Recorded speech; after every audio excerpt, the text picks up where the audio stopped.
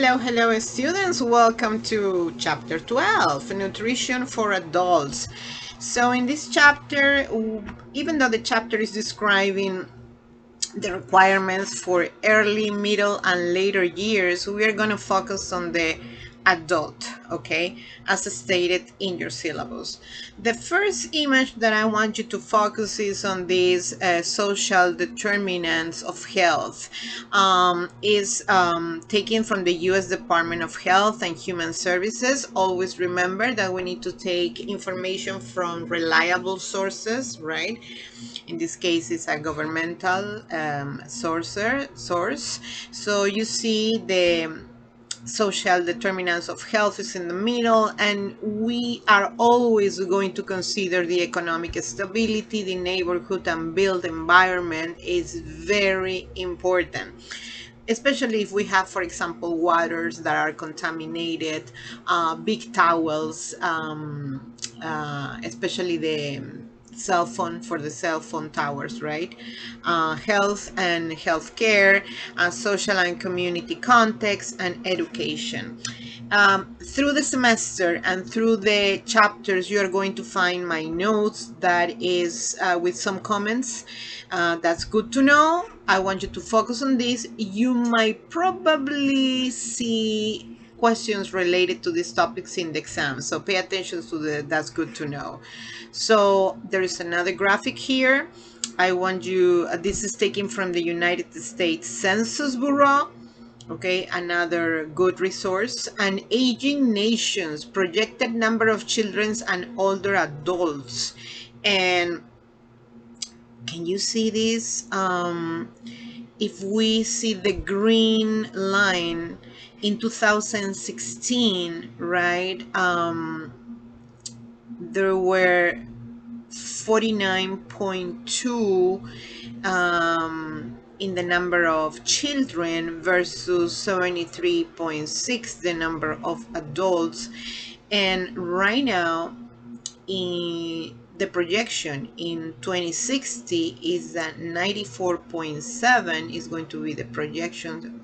This has increased in the children under 18, right? Is going to increase 23.5%, and the adults 65 and more are going to decrease 19.8, so it's going to be 79.8. This is very, very important.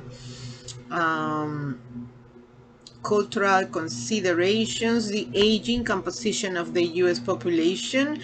In 2016, the race and Hispanic origin, age 65 years and older, you see that huge major part of the pie is non-Hispanic white. And then in second place, we have the Black or African American. And then we have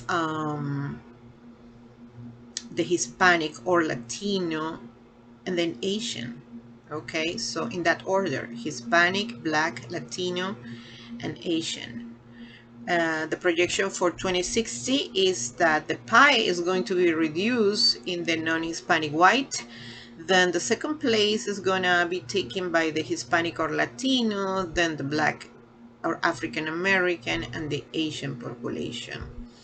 So this part is very important. Life expectancy varies among groups. For example, the current life expectancy for Hispanics is the longest at 82.1 years, whether it is 80.7 years for Caucasian and 77 years for African American. Living arrangement, household income, education and attainment, type of medical insurance, and many other variables fluctuate among population group.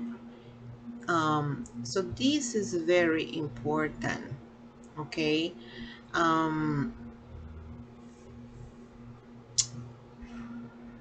references, you see the references.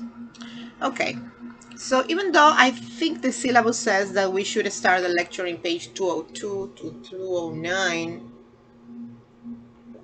it is very important to review the general, concepts of the chapter. Impact on healthcare, and that's good to know. Career opportunities in the fields of disease prevention and health promotion are at an all-time high. Community and private classes focused on health, lifestyles, and nutrition target the prime concerns for a growing adult population. Weight management, diabetes care, dietitians, nurses, life coaches, personal trainers, psychologists. So all these careers are going to be on demand. Think about it. If when we think about healthcare, we are thinking about illnesses, right? So the most problematic illnesses right now are diabetes, hypertension, cancer, cardiac issues, kidney issues, obesity, and all of this is related to nutrition. So I really need to underline that this course could be the most important course of the medical assistant program. And not only from this course, in nursing, in healthcare, nutrition is very important. If we control, if we prevent illness through nutrition, we are going to be on a much better place, okay? Um, there are different certifications that are coming right now. One of them is the one that I took, the functional medicine, which is basically to prevent the diseases, right?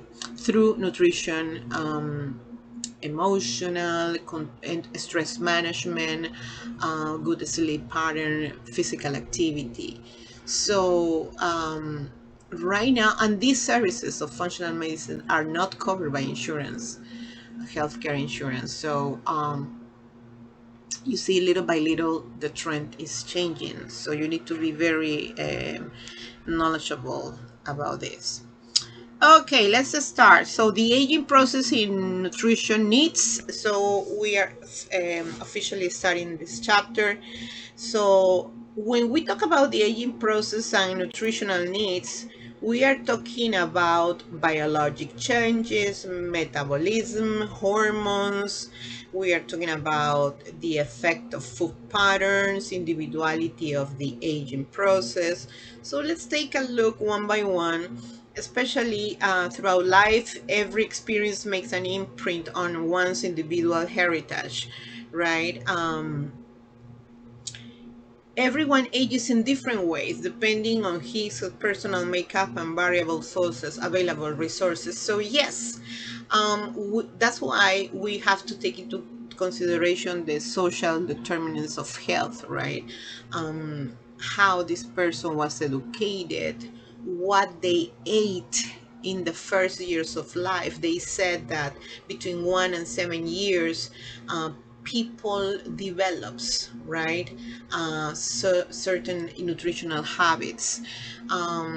This is called the memory cell. Between 1 and 7 years, if you give good nutrition to the kids, the memory is the cell of the memory of the cell is going to create that habit for life. But if we are going to start giving the babies, the kids, the toddlers French fries, we are going to start giving fried foods. So that memory cell is going to trigger that in the adulthood, this person might have obesity and chronic, and therefore chronic conditions. Okay, so that's very important. Who are we living with? What are the habits of the person that are living with us? What level of education that person is having? So everybody is aging in different ways. Metabolism, beginning at about the age of 30, a gradual loss of functioning cells begin, which results in reduced cell metabolism and changes in body composition starting 30 years. Okay, this change in metabolic rate means how fast, how good we absorb nutrients. Okay, it reflects both lean muscle mass loss as well as loss of high metabolically active organ tissues such as the brain, liver, heart, and kidneys. The rate of this decline accelerates during the later years. So that's why many specialists are recommending that in the elderly years, we increase the physical activity to promote muscle mass and strength, okay? Not all skeletal muscle mass loss is mandatory, though. A contributing factor to sarcopenia is inadequate dietary protein metabolism and physical activity. Let me repeat this, and that's good to know. A contributing factor to sarcopenia is inadequate dietary protein metabolism and physical activity. Dr. Matayana, you are talking in a language that I don't understand. What is sarcopenia? It's a musculoskeletal disease in which muscle mass, strength, and performance are significantly compromised with age. Of course, if we get to the 50s, 60s with sedentary lifestyles, right? Zero activity. We depend on our cars. We don't bike. We don't walk. On top of that, we don't eat enough protein, good fruits and vegetables. We're going to have this decreasing muscle mass. Sarcopenia most commonly affects elderly and sedentary populations and patients who have comorbidities. Comorbidities means multiple chronic diseases and affect the musculoskeletal system or impair physical activity. There, then you can see a family member, neighbor that is having a hard time going upstairs, right? Because they can not move their hips, their legs, their thighs properly. Regular physical activity helps to, oh, thank you, helps to maintain muscle mass, the metabolic rate, and overall health. However, 28% of Americans age 50 and over do not participate in any leisure time physical activity. That's sedentary. The current physical activity guidelines for Americans recommend 150, right, to 300 minutes of moderate intensity physical activity, moderate intensity, or 75 to 150 minutes of vigorous physical activity, vigorous intensity physical activity per week to reduce the risk of chronic disease. So 75 minutes is an hour and 15 minutes, and 150 minutes is probably 2 hours, right? And 30 minutes. So if you're gonna go for a walk for 2 hours and 30 minutes and you're here and you are not sweating, okay, so you didn't do the vigorous intensity, okay, that could be we can increase. So 2 hours and 30 minutes divided between 5 is like, I don't know, 30 minutes, 40 minutes per day. So it's important to program our physical activity and determine what is considered moderate intensity versus vigorous intensity. And that's good to know. This is an alert for your certification. This question is gonna come yes or yes. The common decline in insulin production, we are talking about hormones, or insulin sensitivity results in elevated blood glucose levels and diabetes. So if we have a reduced processing metabolism, and on top of that we're going to keep eating sugar, we are going to have elevated blood glucose, right, and insulin resistance. Decreases in also in level of melatonin may interfere with normal sleep cycles. We need to rest as we do physical activity. Also, the body needs to rest to recover. Part of the normal changes in body composition are attributed to decrease in the levels of growth hormones and the sex hormones estrogen and testosterone. And we know estrogen and testosterone are going to be fluctuating as soon as we enter the 40s and 50s, right? Menopause involves the cessation of estrogen and progesterone production by the ovaries, and this usually occurs between the ages of 45 and 55, represent the most significant hormonal change associated with age. That's good to know, alert. 45 to 55, the most significant hormonal change is estrogen and progesterone decrease.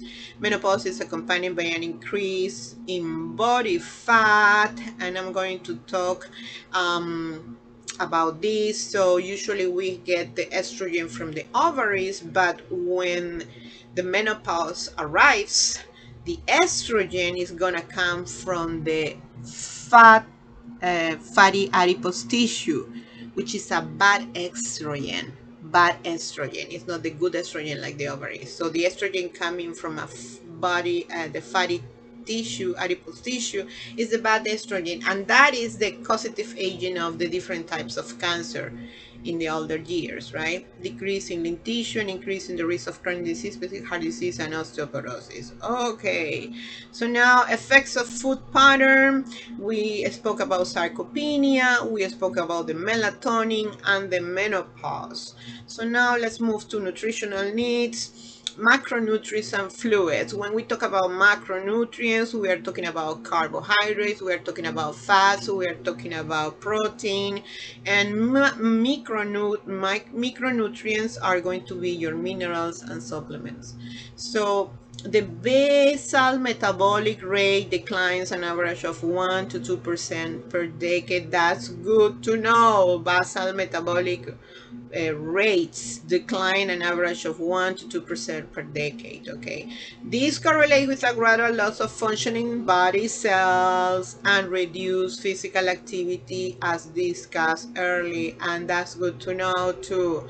So gradual loss of functioning body cells and reduced physical activity is something that we need to consider in the older adult. The mean energy expenditure for women who are between the ages of 51 and 70 and have an ideal body mass index between 18.5 and 25, which is the normal body mass index. Some books are saying between 18 and 24.9. We don't want to follow the information in your book. So let's read it again. The mean energy expenditure for women who are between 51 and 70 and have an ideal body mass index between 18.5 and 25 is 2066 calories per day. Okay, this person is maintaining a regular body mass index, meaning that this person is doing good physical activity, because remember, as we age, people becomes more sedentary and the metabolism is going to be slow. So if this person is keeping a nice body mass index, means that this person is pushing the body to metabolize through good nutrition and through physical activity. So that's why this person needs 2066 calories a day to handle the physical activity. For women who are older than 70, it is substantially lower at 1564 calories per day, because probably at 70 you are not moving that much. For men of the same age and BMI status, energy expenditure average are 2469 and 2238 calories per day respectively, and that's good to know as well. Not all adults are intuitive about their declining energy needs. Okay, failure to reduce energy intake compatibly with reduced energy needs leads to weight gain. That's good to know. Energy needs correlates with weight. Energy needs correlates with weight. Let's move to carbohydrate. A well-designed diet contains enough carbohydrates to meet 45 to 65 of total kilocalorie needs. So carbohydrates, we need to have an intake of 45 to 65 of total kilocalorie needs, with an emphasis on complex carbohydrates, whole grains, vegetables. Okay, for example, the simple sugars. Dr. Matalana, carbohydrates are sugars, are pasta, are bread. How come we have to eat 45 to 65% of those nutrients in our diet? But let's make the difference. That 45 to 65 must come from complex carbohydrates, whole grains, and vegetables. Okay, your work as a medical assistant is to search what other complex carbs are good nutrition for adults, okay, besides the whole grains and vegetables. Try to figure out. I'm gonna ask you this in class, okay? The simple sugars are the mono and the saccharides in soft drinks, okay, candies and sweets. So you have your simple sugar, right? Your white sugar, your brown sugar, okay?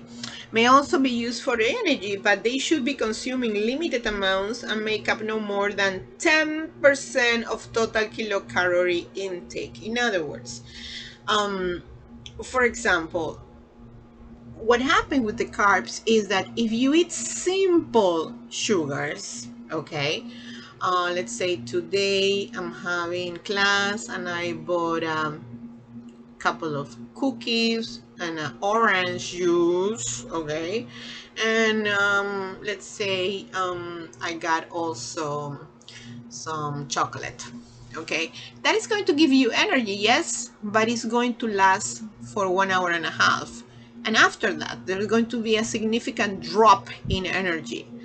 However, if you eat complex carbs, for example, vegetables, I am coming to class with a bag of carrots, maybe an apple, okay, and my drinks are going to be regular water or a nice green tea.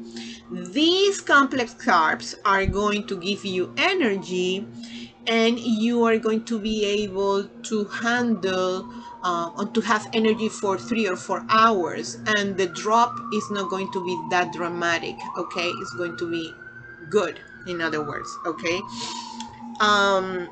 As a person metabolic rates decline, so does the room for empty calories, which are simple sugars. So you don't want to give simple sugars because there is no room for empty calories. Fat. High quality dietary fat provides a backup energy source, important fat soluble vitamins, and essential fatty acids. A balanced diet consists of about 30% of fat, with an emphasis of mono unsaturated and polyunsaturated fat sources. Dietary fats enhances taste, aids appetite, and in some cases provides needs kilocalories to prevent unintentional weight loss. So protein, the DRI stands for dietary reference intake. Adults needs more protein when recovering from illness. That is good to know as well. Remember, we need more protein when we are recovering from illness. So the DRI recommend a protein intake of 0.8 grams per kilogram of body weight for adults. Make a calculation. Your weight is 160 pounds. You convert that pounds to kilograms, and then you multiply that for 0.8 grams per kilogram to figure out how much protein you eat per day, right? Thus, a man weighing 154 pounds would use approximately 56 grams of protein daily. The average weight woman would be approximately 46 grams of protein per day. This is an average. You need to calculate. There are patients that are more they weigh more, okay, so you need to calculate. A balanced diet provides 10 to 35% of the total kilocalories in the form of protein. The average adult in the United States consumes approximately 1.5 times the amount of protein of any given day. Older adults more than 65 needs slightly more protein per kilogram of body weight in response to decreased metabolic performance, because they don't absorb all the nutrients that they eat. That's why they need more. And also there are changes in the gut microbiota, in the gastrointestinal microbiota, and sarcopenia. We spoke about sarcopenia. In addition, the requirement for proteins may rise during illness or convalescence in the presence of a wasting disease. So those patients that are in bed Okay, they need more proteins. In any case, protein needs are related to two basic factors: the protein quality, the quantity and ratio of its amino acids, and an adequate number of total kilocalories in the diet. The current protein recommendation for adults 65 years old and older are to consume between 1 and 1.5 grams of protein per kilo per day, depending on the health status. That's good to know. Fluids, water needs relative to total energy needs do not decline with age, because remember, we are some specialists say that we are 75% water. The total body is composed by 75. Some other it goes all the way up to 90%. So water needs is always a requirement that we need to keep. Do not decline with age. Micronutrients with and health concerns. A diet that includes a variety of foods should supply adequate amounts of most vitamins and minerals for healthy adults. However, some essential nutrients may require special attention because of medication interactions and their relationship with possible morbidity in the aging adults. So here is a dietary protein recommendation table. Bone health, this is very important. That's good to know. Vitamin D and calcium are essential nutrients for the growth and maintenance of healthy bone tissue, because we want to prevent osteoporosis. Okay, it's a disorder in which bone mineral density is low and bones becomes brittle with a risk of breaking. Food safety, safe food handling practices are important throughout the life cycle. In the event that an elderly individual begins to lose eyesight and eye coordination, or taste and smell acuity, the risk for foodborne illnesses increases. Yes, because this patient is not going to be able to know if he washed the vegetables properly. Is having problems with the eyes, right? um, if there is neurological problems, there's going to be hand-eye coordination. Also, we are going to have problems with taste and smells, right? So we have to consider all those factors. For example, they buy a product on Monday, 2 weeks later the product is really in a bad condition inside the refrigerator. Most elderly think that because of the product is in the refrigerator, it's still in good condition, when it's not. Nutrient supplementation, the use of dietary supplements by elderly adults, usually a self-prescribed basis. This is very common. Okay, so for example, there is a reduction in the bioavailability of B12 and the endogenous synthesis of vitamin D with advancing age. Therefore, dietary intake from food alone may not provide an adequate intake of certain nutrients. That's good to know. B12 is necessary for older adults. The thing with B12 is that if we don't consume enough protein, then we are not going to have enough B12 in the system. Okay, and vitamin D, we know the story. Vitamin D is not produced by the body. Okay, it's only absorbed through the sun, okay, by the skin. But we have in this weather a couple of months of good sun, and the rest of the time we are inside the house, so we are not exposed to vitamin to the sun. So it's very important to supplement vitamin D. Okay, good quality of vitamin D to prevent osteoporosis and to maintain good bone health. The DRI specified that individuals who are 50 years and older should consume B12 in supplemental form or through fortified foods because of the high risk of deficiency that results from decreased gastric acid production. So in the stomach, we have a type of acid called hydrochloric, okay? So when this hydrochloric acid diminishes through aging, we are not going to be able to absorb not only vitamin B12 or proteins, all type of nutrients, okay? So that's something we need to realize. So gastric mucosal cells secrete hydrochloric acid, which is necessary for B12 digestion, along with intrinsic factor. However, as people age, the production and secretion of this acid often decrease and may result in inadequate vitamin. That's good to know. So senescence, the process of condition of growing old, osteopenia, condition that involves the bone mass, and an increased risk for fracture. So osteopenia, let's say, is a better scenario than osteoporosis, right?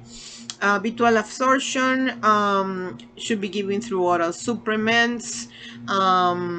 Would not overcome the lack of hydrochloric acid or intrinsic factor. Yes, so even though you provide B12, the hydrochloric acid decrease and intrinsic factor are going to keep decreasing through aging. So maybe it will be better to provide subcutaneous B12 to bypass the digestive tract and are not dependent on such factors for absorption. Vitamin D, we spoke extensively about this. The DRI for vitamin D are 600 IU day for individuals who are between 1 and 70 years, and 800 for individuals older than 70 years. But to meet the dietary recommendation for vitamin D, elderly individuals can consume food that are fortified with vitamin D, like milk, for example.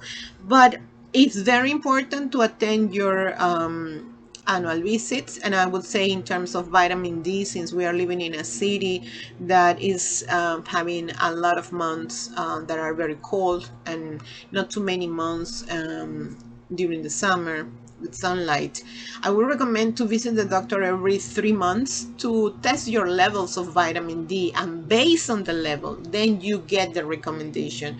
It's not recommendable to get vitamin D, to self-prescribe vitamin D.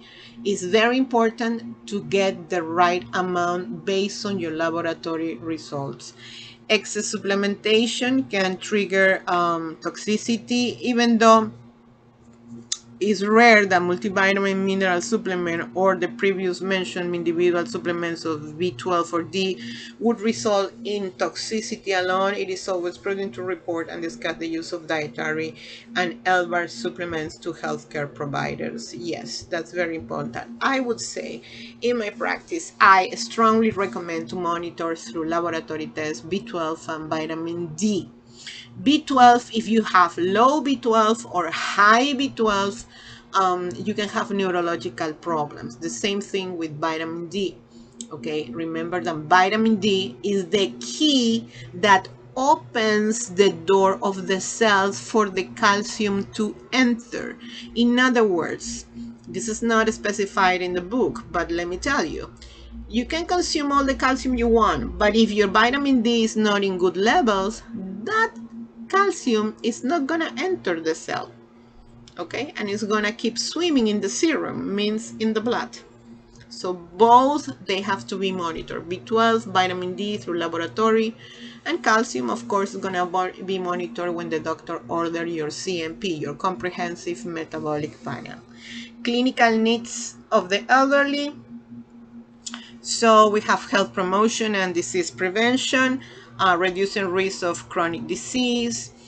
That's the most important factor in this chapter, but I would say in the whole healthcare, right? We have to reduce the risk for chronic disease. Nutrition status. It's very important to be monitored. Many of the health problems experienced by elderly adults result from psychological changes of aging and progressive rates of malnutrition, poor food habits due to lack of appetite or loneliness, and not wanting to eat alone. So depression, loneliness is very important to manage. Okay, we can invite friends, we can monitor the adult to be eating with a neighbor, or probably we can register the older adult in some senior centers to eat with other friends. Lack of food availability as a result of economic or social issues, right? Probably they don't have enough money to buy food, so let's see if the person qualifies for food stamps, or there are multiple programs for seniors, and we need to figure out which one is the best for this person. Poor oral health, and this is critical. Missing teeth is going to trigger bad nutrition, poorly fitting dentures, so we need to monitor the visits to the doctor. General gastrointestinal problems due to declining salivary secretion and dry mouth, or with diminished thirst and taste sensation. So thirst mechanism decreases with aging, and we need to provide a little bit more water to the patients. We have to monitor if the patient is dehydrated, right? There are certain techniques that we can use. Inadequate hydrochloric acid, as I mentioned before, decreased enzymes and mucus secretion in the intestines, okay, especially in the salivary glands, okay. The whole body is going to start shutting down little by little, so it's not going to promote and provide enough enzymes for the digestion, and the decreasing gastrointestinal motility in the movement, right? So some patients are going to take longer for having a nice bowel movement. They are going to have constipation, therefore the whole absorption of nutrients is going to be compromised. So all these symptoms are going to trigger irritable colon, peptic ulcer, which is an ulcer that originates in the duodenum, or the the stomach ulcer, right? So peptic ulcer is the umbrella from which two different ulcers comes. One is the duodenal and the other is the stomach ulcers, okay? So diverticulitis, which is another condition in which the colon, especially the last part of the colon, which is the descendant colon and the sigmoid, gets inflamed due to the excessive accumulation of feces that cannot be released through bowel movement. So diverticulitis also is going to be another issue. The mini nutritional assessment short form, MNASF, is one of the standard assessment tools routinely used to evaluate nutrition risk in elderly. Dental health, we spoke about this. We need to monitor if the patient is able to chew, the presence of xerostomia, which is dry mouth, periodontal disease, dental caries. That's good to know also. Dehydration, we have to monitor physiologic changes in the hypothalamus. Dr. Matalana, what is hypothalamus? Is the main link between your endocrine system, okay, the one that secretes the hormones, and your nervous system. Your hypothalamus keeps your body balanced in a stable state called homeostasis, okay? And helps manage your body temperature, your blood pressure, your hunger and thirst, sense of fullness when eating, mood, sex drive, sleep. So we need to take into consideration all these factors associated with aging, such as diminishing kidney function and altered hormonal, right? So clinical applications, your basic guidelines is to analyze food habits carefully, the culture of the patient, the socioeconomic, the physiologic needs. This patient is very weak, looks very weak. The patient is very obese. The patient is sedentary. The patient cannot move. Never moralize. Never say eat this because it's good for you. We don't need to judge. Okay, we have to promote with compassion and good care, and respect all cultures, right? And we cannot expect an elderly to change the habits from one day to another. We have to be a companion in the transition of these changes in habits. Encourage food variety, new tastes and seasonings. Elderly, when you suggest in good terms and with empathy, they are happy to try new things. Okay, today we are going to put a little bit of coriander in this potato puree. Let's see how it tastes. Tastes delicious. Oh, today instead of coriander, we're gonna try to put chopped parsley. Okay, just an example. So the decreased taste sensitivity of aging SCC states added attention to variety and seasoning. Smaller amounts of food and more frequently meals may also encourage better nutrition. Assisted feeding suggestions.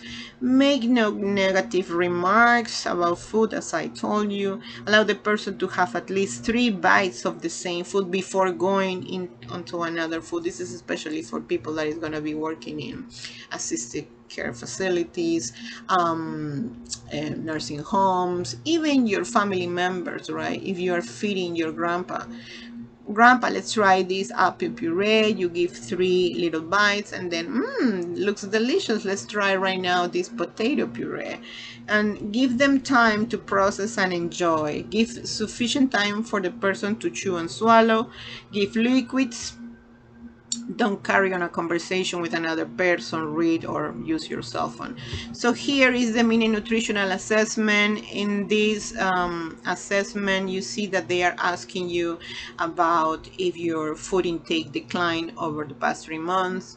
They give you certain punctuation, certain numbers, weight loss during the last 3 months, the mobility, which is your level of activity, psychological stress, neuropsychological problems, body mass index. Okay, so at the end you have a score, and based on that you are going to probably see that the nutritionist is going to take certain is going to make certain recommendations, right? So for example, a patient at risk of malnutrition, you see is on yellow, obtained in the assessment 8 to 11 points. If the patient had weight loss, you're going to treat with nutritional interventions. The diet is going to be in haze, oral nutritional supplementation with 400 kilocalories per day. They are going to add close weight monitoring, further in-depth nutrition assessment. So weight status and intentional weight loss and weight gain can be a sign of malnutrition. We always think that malnutrition is the person who lost weight, and it's not.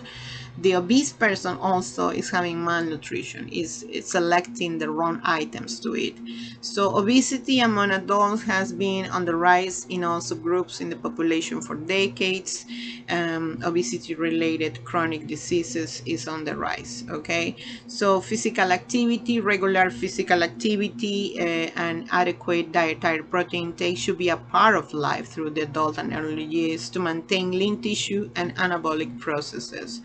So we need to have physical activity in order to prevent disease with type 2 diabetes, for example, to control weight, right? And to promote a good glycemic level. That means a good level of glucose, because the good levels of glucose are going to provide good brain function. That's good to know. Okay, so we need to eat very good, specific and nutritional acceptable amount of glucose during the day that comes from different sources, even fruits. And also we need to do regular exercise to balance the glucose in the body. So benefits of physical activity: the most important to maintain weight control and strengthening bones and muscles. That's good to know. If you remember, I told you as we age, our muscles and bones are going to be weak, so we need to increase the level of activity. Okay, that's good to know. Individual approach. Something that I want you to remember is the lack of exercise is going to trigger loss of skeletal mass. Okay, that's good to know. Lack of exercise is going to trigger loss of skeletal mass. Individual approach is very important. We cannot treat 5 different patients with the same approach. We have to individualize the treatment, the therapy, and that's being done by the nutritionist. We just need to know as a medical assistant what is going to happen and how we can handle it and be a companion to the therapy. Clinical applications, you have this homework. I want you to prepare this paper properly. The good way to prepare this paper, you're going to copy the case study on a Word document, okay, from Miss Johnson's to questions for analysis, and then you're going to copy question number 1, identify, then you're going to develop the answer, then you're going to copy question number 2, develop the answer, and then you're going to submit this homework. Chronic diseases of aging.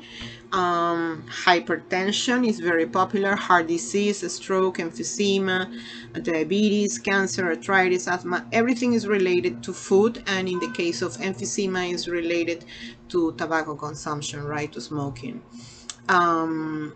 So this may occur in the younger age, but they are frequently in the older adults. The Center of Disease Control, the CDC, and Prevention recommends the following lifestyle changes to promote health and prevent chronic disease in adulthood. So you have to stop smoking and exposure to secondhand smoke, okay? I am usually walking every weekend from 8 a.m. to 10 a.m. in a park, Saturday, Sunday. So for me, it's very, I'm very concerned when I see parents that are smoking in the park, but they are walking next to their kids. So they probably believe that because they are smoking in the park, the kids are not going to be affected. But me, as a stranger walking in the contrary side, okay, I can breathe that cigarette. So imagine those kids walking in parallel with their parents.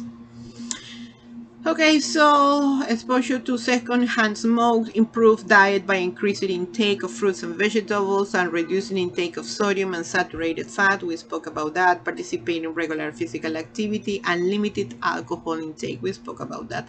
Diet modification, it has to be individualized based on cultural, socioeconomic, right, and health requirements. Medications, polypharmacy, this is good to note. Alert, nutritional assessment must include over-the-counter supplement questions, okay? So when we talk about polypharmacy, we are talking about a patient that is taking multiple medications, for example, for blood pressure, anti-acid, anticoagulation, laxative. I am not exaggerating, okay? You're going to find patients that at least are taking 3 medications for different conditions, okay? And 3 is very good. 3 is very good. And on top of that, they are having problems with fluids, their appetite, and lack of good nutrients, and possible they are being dehydrated. And on top of that, they are taking supplements, okay, and herbs. So all these must be assessed, right, when you do your nutritional assessment. What medications are you taking, for what purpose? Tell me all the supplements that you're taking, any herbs you're taking. Okay, so here they are describing all the medications that the adults are taking. In addition to prescribing drugs, now prescription over-the-counter medication, my ibuprofen, for example, dietary supplements like vitamins and minerals and herbal supplements are very often, as I mentioned before. And the most important is to recognize that medications can have a side effect and alter appetite, weight, and the ability to absorb nutrients from food. So that's why it's very important to do the full assessment in this sense. Please remember, this is a table that I want you to know. Please remember this table. That's good to know. Alert.